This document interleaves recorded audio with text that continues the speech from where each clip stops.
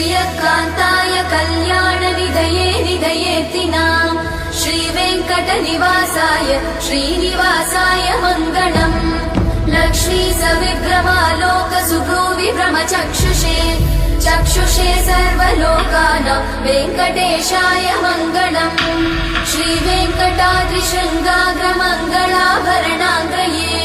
मङ्गलानां निवासाय श्रीनिवासाय मङ्गलम्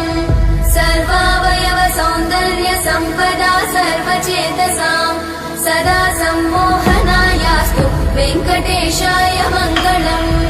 नित्याय निरवध्याय सत्यानन्दचिदात्मने सर्वान्तरात्मने श्रीमद् वेङ्कटेशाय मङ्गलम् स्वतः सर्वविदे सर्वशक्तये सर्वशेषिने सुलभाय सुशीलाय वेङ्कटेशाय मङ्गलम्।